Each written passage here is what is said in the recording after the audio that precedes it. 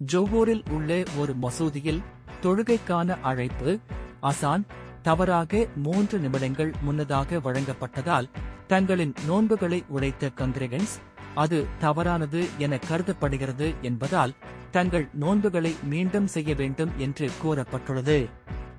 மாநில இஸ்லாமிய மத விவகாரங்களுக்கான குழுவின் தலைவர் மோத்ஃபரேத் மோத்கலலித் கூறியதாவது, பணியில் இருந்த பிலால் மலேசியாவின் தரநிலைகளை மற்றும் தொழில்துறை ஆராய்ச்சி நிறுவனத்தால் சிரின் வழங்கப்பட்ட நேரத்தை பார்க்காமல் அழைப்பு வழங்கியதாக கூறப்படுகிறது.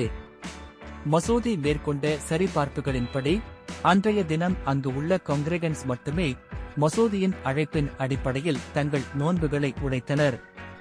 அன்றைய தினம் மசூதியில் சில நிகழ்வுகள் நடைபெற்றன, அங்கு இருந்தவர்கள் மட்டுமே பாதிக்கப்பட்டனர் என்றார் அவர். எனவே அவர்களுக்கு என் ஆலோசனை, அவர்களின் நோன்பு அந்த நாளில் தவறானது என்பதால் அதை மீண்டும் செய்ய வேண்டும். மாநிலத்தில் உள்ள பிலால்களை இந்த தவறு மீண்டும் நிகழாமல் கவனமாக இருக்குமாறு நான் கேட்டுக்கொள்கிறேன் என்றார் அவர். மோத்ஃபரே இந்த சம்பவம் மனித தவறாக இருந்ததாக நம்புகிறார்.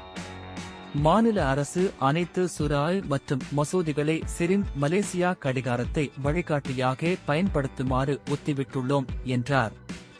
மார்ச் 25 அன்று சமூக ஊடகங்களில் கிளுவாங் மாவட்ட காடி அஸ்ஷேக் சபருதின் இஸ்னின் தனது கவலைகளை வெளிப்படுத்தினார். ஒரு மசூதி மாக்ரிப் தொழுகைக்கான அழைப்பை உண்மையான நேரத்திற்கும் 3 நிமிடங்கள் முன்னதாக வழங்கியது. இதனால் அங்கு உள்ள காங்கிரிகன்ஸ் தங்கள் நோன்புகளை உடைத்தனர்.